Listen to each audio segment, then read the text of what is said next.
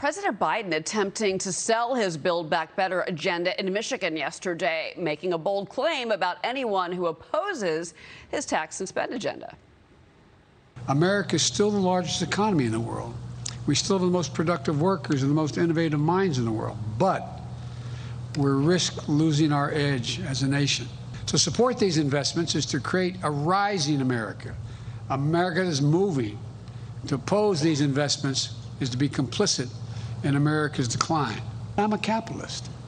I think you should be able to make a lot of money in America, but just pay your fair share. Well, Democrats are still divided over how to cut down these spending proposals to gain moderate support within their party as that October 18th debt ceiling deadline approaches.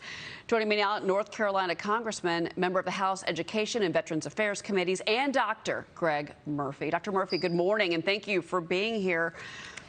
You're referring to Biden's proposal as this Build Back Bankrupt agenda. That's a new one. Your reaction to these comments yesterday, because he really was almost, again, shaming Republicans, saying that this is something they're manufacturing, not the Democrats.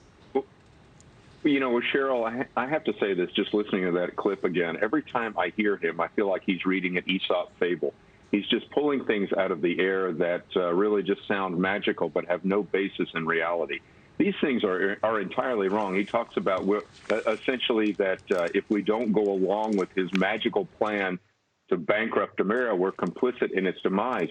In America's demise, the demise that actually his policies and the far left would be causing. So, again, it is an Aesop's fable, really.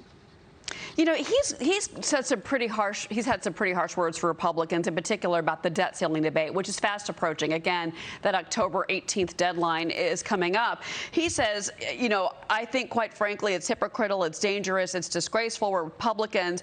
The truth is, and the Wall Street Journal wrote this in an op-ed yesterday, that if they really wanted to pass all of this, they could without Republican support. But they're not willing to do so. Why do you think that is? Well, it's interesting because it follows along a line with a lot of the hypocritical antics since he took office. He was, quote, the unity president, and he wanted to talk so much about bringing things together. Then he marches over to the White House and reverses all of the previous administration's policies. But, I think they want to give the semblance that this is a bipartisan issue and that it's a bipartisan push.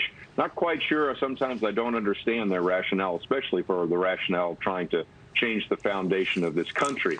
But what we need is actually real plans. We need real infrastructure. We don't need this zillion-dollar, if you will, package that will bankrupt America, bankrupt middle America, and disproportionately, now what we've seen with inflation, disproportionately affect the poor.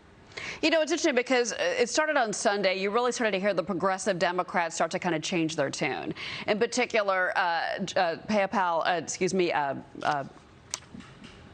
anyway, the Congresswoman, I'm horrible with her name, but anyway, they were coming on. Ro Khanna came on, Pramila Jayapal. They all kind of did the Sunday shows, AOC, and they all kind of said, you know what, well, maybe it's not going to be, we may have to scale back. But what AOC said that I thought was really interesting is she said, well, maybe we still spend the money, but we spread the spending over 5 years, not 10. That way the price tag of the $3.5 trillion package comes down, but still they put all the programs, these social programs they want into place, child care and health care, et cetera, green programs, climate change issues, basically putting programs into place that are funded for 5 years, then you can't take them away. And that seems to be their strategy now. Is that what you're hearing in Washington?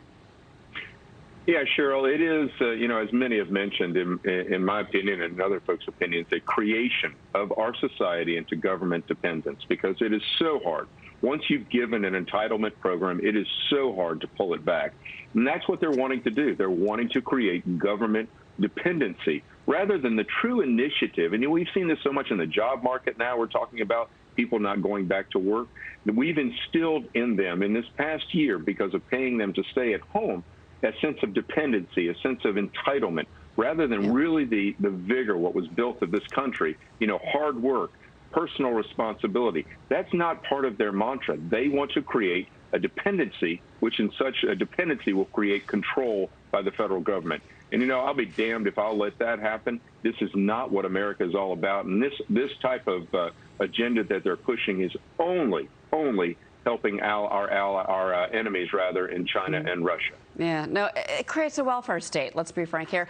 Real quick, Doctor, the Wall Street Journal is reporting just a few moments ago here that the Biden administration is looking to overhaul a student loan forgiveness program. It would make it easier for public sector workers to get debt relief.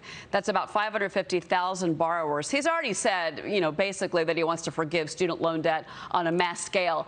That's impossible. Let's be frank here. But this is a brand new one out of the Biden administration just moments ago. Your reaction?